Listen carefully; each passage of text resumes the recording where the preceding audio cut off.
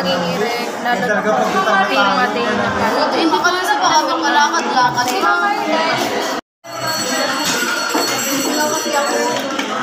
Ito gusto mo nga. Sabaw.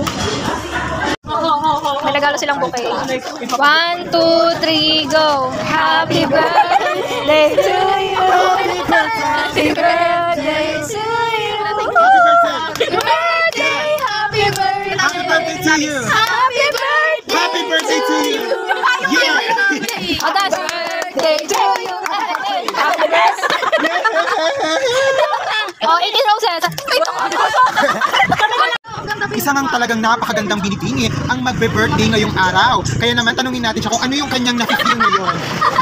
Ang ating birthday girl, syempre. Girl, kasi ano, gay na babae. I'm gonna say, I want to say, good luck to your future. And happy birthday, sana magbago ka na, you know, Ate Dan is always here for you. To guide you. Bakit nasang ka? Dito ako. Okay, message ba naman? Oh my God, what an emotional treatment. Charis message. Ay, ka naman. Message, Ano yung message mo kay Ayusin nyo yan. Binibini Pisces? Pisces. Okay, Pisces. Okay na to. Oh, what's your thoughts? Ito na. Thank you so much for being a good friend to us. Happy birthday, Luis Torrechiva. May Dison. Sabihin na ang kanyang initial. Ilang taong ka na? 20 ka na. Dalaga ka na. Ay, nagayos mo. Alam mo, hindi na saan pa na. Go. Ano lang yung makeup lang yan. Uy, tama na! Okay, ito na.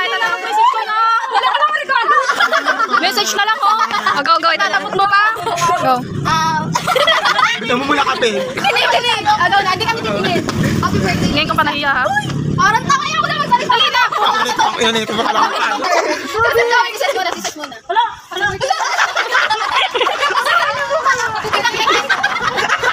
Wish you the best for God life. Ano? Yung seryoso, kung ano yung nararamdaman mo sa akin? Yes, good health, always pray to the Lord, and of course, be good to us. Nga natin ang mga side comments sa ating birthday girl na si Torrechiva. Nakakaloka.